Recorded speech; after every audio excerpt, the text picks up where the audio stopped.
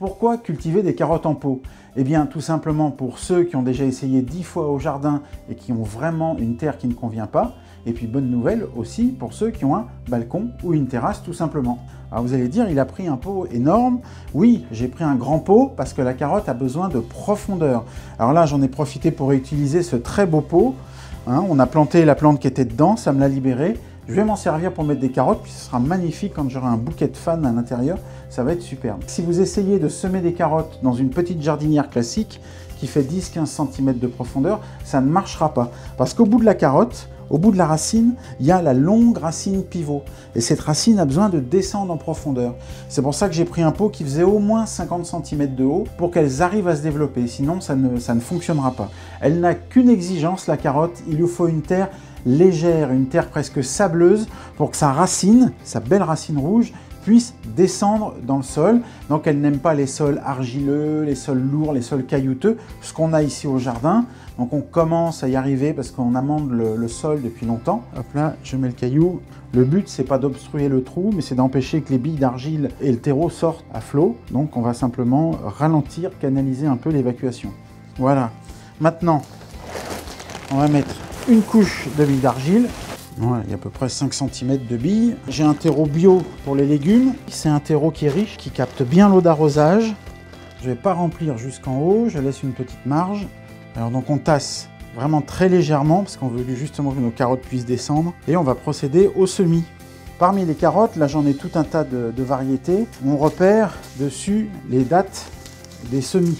Par exemple, celle-ci, la carotte touchon, c'est une carotte qui est bien rustique, donc qui peut se semer dès le mois de février. Alors, février sous abri, mais en pleine terre à partir de mars, en général. Celle-ci, c'est la carotte nantaise améliorée, donc ça, on peut la semer dès le mois de mars. Et ici, par contre, cette carotte de Colmar, qui est un peu moins rustique, on pourra la semer en pleine terre, mais seulement à partir du mois de mai. Et puis, l'un des intérêts de semer des carottes en pot, c'est que vous pourrez même commencer un petit peu plus tôt que les dates indiquées ici, parce que vous allez pouvoir les protéger avec, par exemple, une cloche. Bon, celle-ci est un peu petite, mais voilà. Ou tout simplement une vitre que vous posez au-dessus du pot. C'est pour ça que j'ai laissé quand même un bon espace pour que nos jeunes plants aient le temps de monter. Et vous pourrez donc attaquer vos semis quand vous le voulez. Alors au jardin, on a tendance à les semer en ligne. Donc on va essayer de respecter ça. Alors voilà les fameuses graines de carottes qui sont relativement petites. Alors là, je vais faire des petits sillons. Pas trop profonds, hein, vous avez vu, les graines sont fines.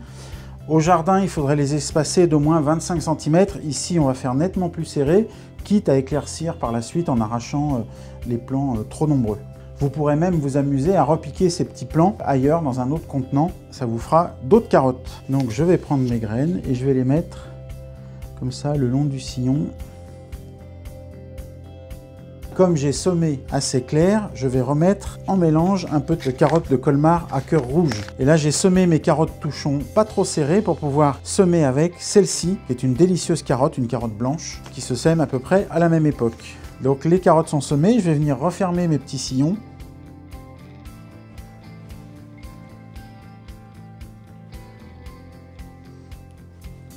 Je vais prendre une petite planche pour tasser légèrement. Maintenant, il faut arroser. Donc ça, quand on fait ses semis, quels que soient vos semis, ça c'est vraiment l'accessoire indispensable, le brumisateur.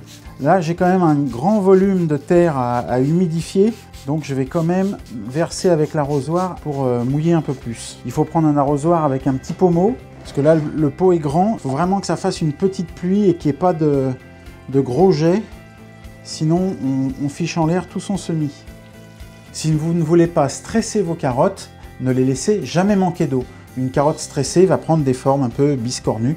Donc si vous voulez une belle, vraie carotte, bien droite, n'oubliez pas de les arroser. Là, nous sommes dans une serre froide, donc je peux laisser ce pot comme ça, venir l'arroser régulièrement et laisser les carottes levées. Vous pouvez mettre le pot dehors en mettant par-dessus une plaque transparente, du verre, du plexi, du plastique, ce que vous voulez, pour que la lumière passe bien, et vous retirerez cette plaque quand les fans seront arrivés à la hauteur du bord, à la hauteur du verre. Là, vos carottes seront suffisamment costaudes pour pousser sans aucun abri. Bien sûr, une journée où il y aura beaucoup de soleil, il faudra retirer cette plaque pour ne pas risquer de faire brûler ces jeunes plants.